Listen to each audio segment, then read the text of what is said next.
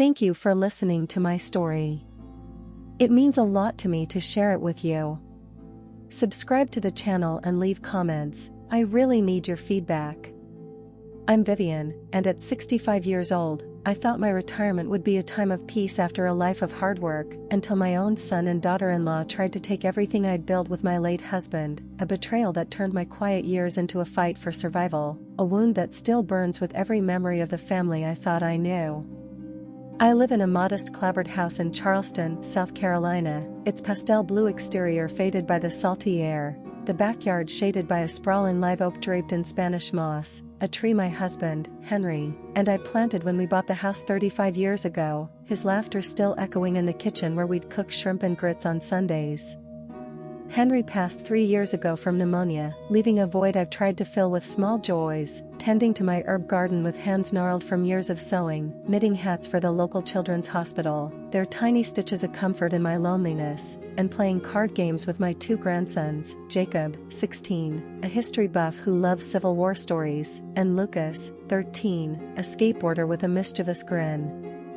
I raised their father, my son Michael, now 42, a construction manager with a practical streak, sacrificing everything for him, working late as a seamstress to afford his college, sewing his Halloween costumes by hand, cheering at his graduation, dreaming of a legacy of love that would carry us through the years. But a heartbreaking discovery revealed a scheme by Michael and his wife, Karen, to strip me of my home and savings, leaving me to fight for the life Henry and I had built together. It began one humid August afternoon, the air thick with the scent of jasmine, as I sorted through Henry's old files in the den, looking for a deed to settle a property tax issue, the room still holding the faint scent of his pipe tobacco. Tucked inside a folder labeled insurance, I found a stack of bank statements, their dates recent, showing withdrawals I'd never authorized, thousands of dollars drained from my savings account, the one Henry and I had built over decades for our retirement, a nest egg I relied on for my medications and the house's upkeep, the creak of the shutters a constant reminder of its age. My heart sank as I traced the transactions, over $40,000 gone, transferred to an account I didn't recognize, with notes indicating payments to MNK Construction, Michael and Karen's business, a revelation that turned my stomach, each number a betrayal of the trust I'd placed in my son, the boy I'd raised with every ounce of love I had, now a man I barely recognized. I felt the sting of their deceit, the realization that they'd been siphoning my money while I'd been knitting hats for their boys, a betrayal that deepened with every memory of Michael's childhood hugs, now a mockery in my mind. The pain grew sharper when I found an email printout slipped between the statements, its subject line reading Mom's House, sent between Michael and Karen just 2 months ago, a time when I'd been recovering from a minor surgery, my body weak from anesthesia, relying on them for support. The email detailed their plan to convince Mom to sell the house, claiming it was too much for her to handle, with Karen suggesting they could use the proceeds, estimated at $500,000, to expand their business, even mentioning a developer who'd offered to buy the property for a condo project, its prime location near Charleston's waterfront, a gold mine they couldn't resist. My hands trembled as I read their words. She'll be fine in a small apartment, she doesn't need all this space, a dagger to my heart, each sentence a reminder of the home where Henry and I had carved our initials into the oak tree, a sanctuary they wanted to tear away from me, leaving me to question every moment of care they'd shown, their visits now a calculated act to gain my trust. I called Michael and Karen to the house, my voice quaking as I clutched the statements, the email burning a hole in my pocket, the scent of herbs drifting through the open window as I sat them down in the living room, the same room where we'd opened Christmas gifts, Jacob and Lucas's toy train still tucked in a corner, a relic of happier times. I laid the evidence on the coffee table, its surface scratched from years of card games, and demanded the truth. My eyes searching theirs for a shred of remorse, my heart pleading for an explanation, the boys' confused glances from the couch cutting me deeper than I'd expected. Michael's face hardened, his jaw tight as he accused me of overreacting, claiming they were protecting my finances, while Karen fidgeted with her bracelet, her silence louder than any confession, her eyes avoiding mine as if I were a stranger. Jacob broke the silence, his voice trembling as he admitted they'd known about the plan. Michael had told them I was too old to manage the house, promising they'd use the money for their college funds, a justification that rang hollow, their involvement a betrayal as deep as their parents', the thought of them discussing my fate while I taught them card games breaking my heart anew. The betrayal grew darker when I learned they'd already hired a lawyer to draft a power of attorney document, claiming I was mentally unfit to manage my affairs, a lie they'd planned to use to force the sale of my house, documents I'd never seen, their scheme a calculated move to strip me of control, leaving me with nothing but a rented room while they profited from my life's work. Michael admitted they'd paid a doctor friend to write a false report about my dementia, a condition I'd never been diagnosed with, a fabrication that left me reeling, my hands shaking as I realized how far they'd gone to justify their greed, the oak tree outside a silent witness to my pain, its branches swaying as if mourning with me. They'd even planned to move me into a retirement home against my will, a place they'd already toured, a decision they'd made without my knowledge. The thought of them packing my life into boxes while I sat with a cup of tea breaking my heart anew, each imagined box a betrayal I couldn't forgive, the weight of their deceit crashing down. I refused to let their greed destroy my legacy, so I hired a lawyer, a sharp woman named Ellen with a determined gaze, using the last of my emergency savings, money I'd kept in a tin box under my bed, its lid dented from Lucas's skateboarding mishaps.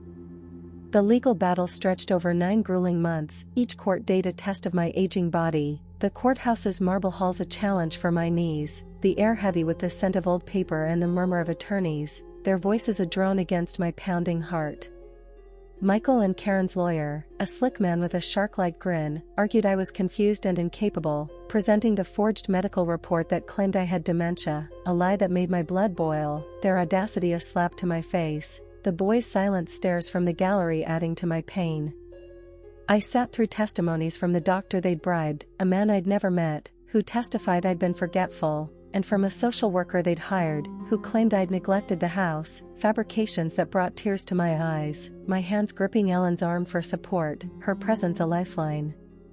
Ellen countered with evidence of my independence, medical records showing my health, testimonies from church friends who praised my clarity, and bank records exposing the unauthorized withdrawals, her voice a steady anchor as she fought for me, her belief in my cause a light in the darkness, Jacob and Lucas's eyes widening as the truth unraveled.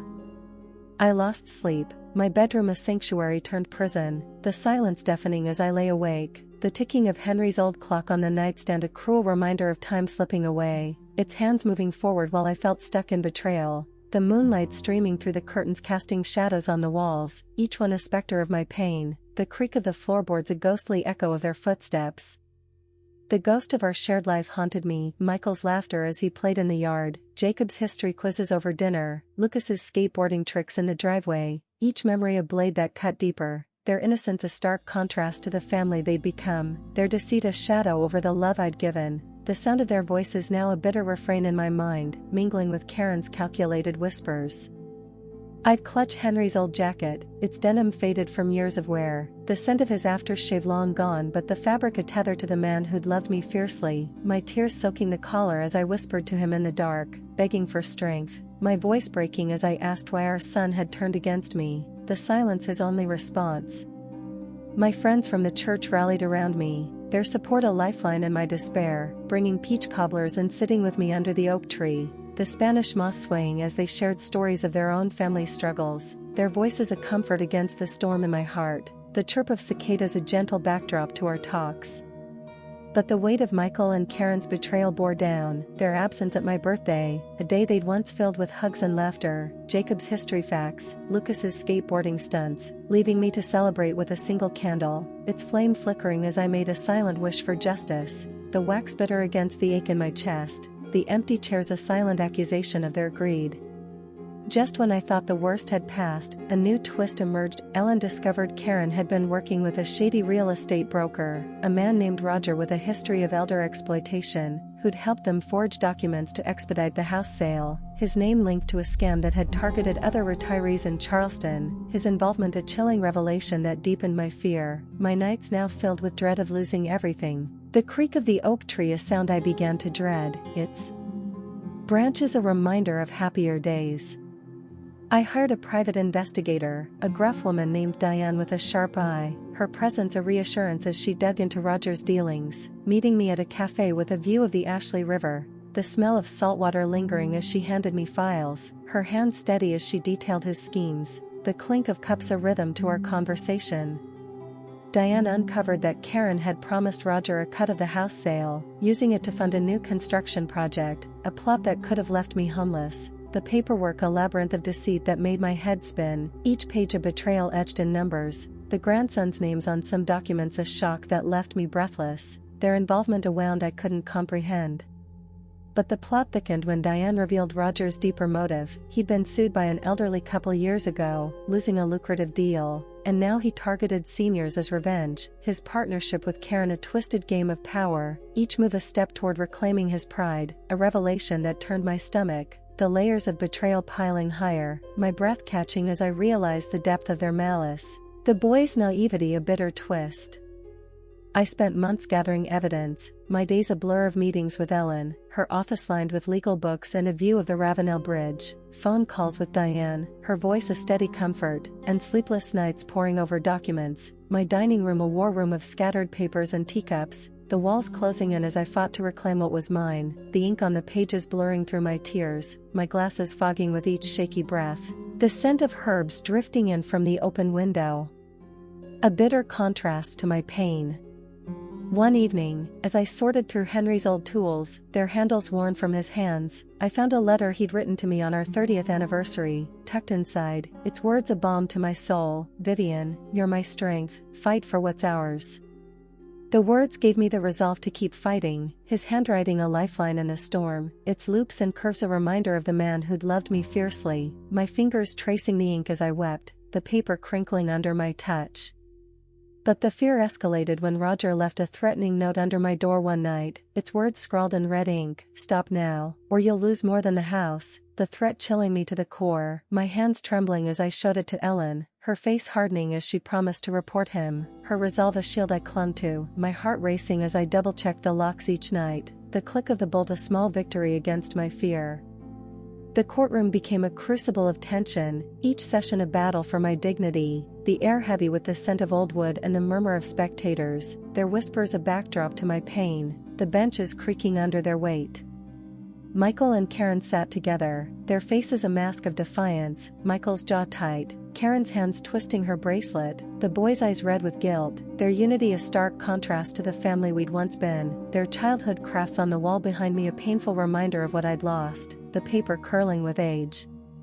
The judge, a man with a stern demeanor and a gravelly voice, listened as Ellen presented our evidence, the real bank statements, Diane's findings on Roger, testimonies from church friends who praised my independence, their voices a chorus of support that brought tears to my eyes, their hands patting mine as they passed, the warmth of their touch a lifeline. Roger was called as a witness, his smug demeanor faltering under Ellen's cross-examination, his lies unraveling as he stammered, his involvement with Karen exposed, the courtroom buzzing with gasps as the truth came to light, the weight of their deceit laid bare, Jacob and Lucas's faces paling as the evidence mounted, Michael's silence a confession of his greed. Their betrayal stemmed from their own financial struggles, a truth that broke my heart anew, their desperation a wound that bled with every glance across the room, their faces now strangers to me, the grandson's tears a bitter mirror to my own. Finally, after a fight that felt like an eternity, marked by moments of despair and fleeting hope, the judge ruled in my favor, ordering Michael and Karen to repay the misused funds, over $40,000 in total, a sum they'd struggled to afford, a financial burden I knew they'd resent me for, the checks arriving in dribbles that barely covered my expenses, each one a reminder of the cost of their deceit, the envelopes piling up on my counter like a silent accusation. Roger was arrested for fraud in a separate investigation, his arrest reported in the local paper, his downfall a small justice that eased my fear, but the victory felt hollow, my trust in my son and his family was shattered into fragments I couldn't piece back together, my home secure but my heart scarred by the ones I'd loved most, their betrayal a wound that throbbed with every memory of our life, their laughter now a bitter echo, a sound that once brought joy now laced with pain, the boys' history books and skateboards a painful reminder of what I'd lost to their greed. I started therapy to process the trauma, sitting in a cozy room with a therapist named Laura, her gentle voice guiding me through the grief, joining a support group for seniors who'd faced family betrayal, their stories of resilience, like a woman whose daughter sold her jewelry, or a man whose son took his savings, inspiring me to find my own strength, their shared sorrow a mirror to mine in the circle of chairs, the creak of the floor a rhythm to our healing, our hands clasped in solidarity. The scent of jasmine from a candle a soft comfort. I fortified my home, installing a security system with alarms that chirped softly at night, painting the porch a soft seafoam green to reclaim the space, the brushstrokes a defiant act against my sorrow, hanging wind chimes to banish the silence, their gentle tinkling a melody of renewal, the breeze carrying their sound like a prayer. I adopted a rescue cat, a calico named Pebble with a patchwork coat, her softness a comfort as she slept on my lap, her purrs a reminder that I wasn't alone, her presence a silent companion as I watched the marsh at dusk, its colors a quiet beauty. I started volunteering at a local history museum, sharing stories of Charleston with school groups, channeling my pain into helping them, their curiosity a balm for my broken spirit as we explored artifacts together, my voice steadying as I told them about the past, their smiles a flicker of light in my darkness, their questions a new rhythm in my life. Yet the wounds linger. I flinch at the sound of a car approaching, fearing it's one of them, my heart now a source of anxiety with each unanswered call, the silence of the line a heavy weight, and I've grown wary of family, my trust guarded behind walls I never thought I'd need, each memory of their childhood a double-edged sword, my smile faltering at the thought of their voices, their history lessons, their skateboarding tricks. I've taken up watercolor painting, capturing the oak tree to reclaim my joy, the brush gliding across the paper a new rhythm in my life, its colors a testament to my survival, the strokes cracking like my heart, but the memories of their betrayal still surface, their hugs at family cookouts, their whispers of "I love you, Grandma," the love I thought we shared a bittersweet ache that lingers like a ghost, a testament to the strength I found in the ashes of their deceit, a resilience forged in the fire of my pain. Thanks for listening to my story. It means the world to share this with you. Let me know in the comments if it resonated with you, and please like and subscribe if you'd like more real-life drama tales. I'd really appreciate your support.